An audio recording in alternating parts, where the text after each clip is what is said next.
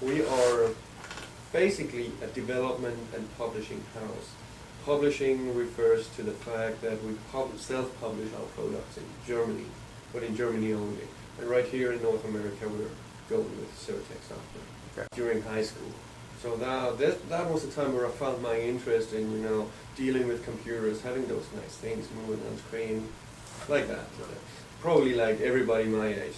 I started being trained as a typesetter, but after I finished this training, I was unemployed for almost half a year.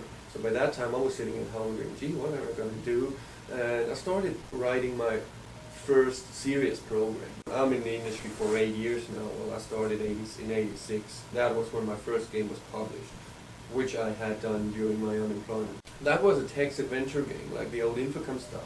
Because, well, I really loved to play those Infocom things, and, I thought, well, it would be a nice idea to do something on your own, do all the storytelling, and that's what I liked about text adventure games, basically. I'm having 3 partners still. Okay. That was when we started at it, we were 3 of us, 3 schoolmates.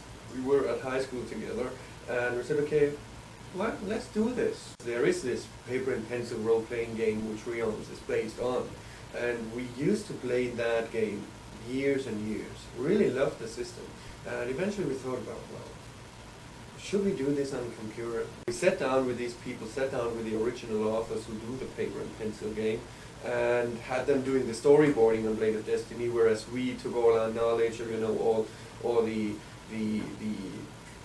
technology we had experienced and developed by that time, and made a computer game out of it. There is a really huge fandom for this game in Germany, for the paper and pencil game.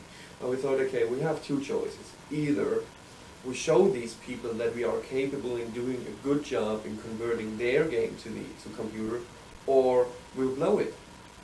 So that is the reason why Blade of Destiny turned out as a real down to the bottoms, down to the basics, tough role-playing game. I just bumped into Rob Zerotech at one of those computer shows in London. I thought, well, maybe you should talk to this guy.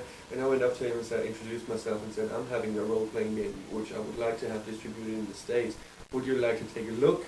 And he said, sure, no problem. When? I was like, right away. Okay. We were really amazed. Well, we knew there was a fandom out there, and we knew we would have sales on a game like that. But we were really impressed with how much we moved in a short amount of time. It was 92. It was July 92 that we released it in Germany. In Germany, you get all those imported products, and you know what they look like, but most of the time you have a time lag between, because they are becoming localized, things like that. So people are not so updated on technology as they are here.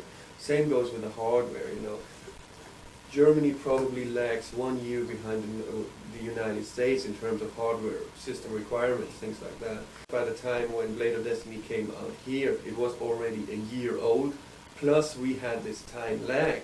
So it probably summed up to something like 2 years difference. In the beginning, Blade of Destiny, we had really good reviews on the game, and all of a sudden it just went down.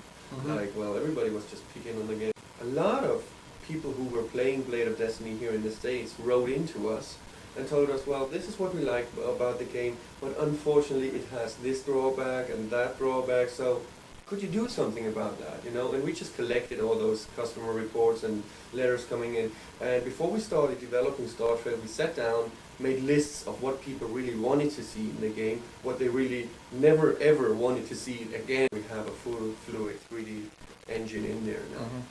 Yeah, the graphics. Yeah, exactly. Which, by the way, is a real 3D environment. It's not like the Doom engine, for example, where you have those fake big planes, which are always facing the viewer, just to give you the impression of 3D objects. We are really using full-blown 3D objects all the time.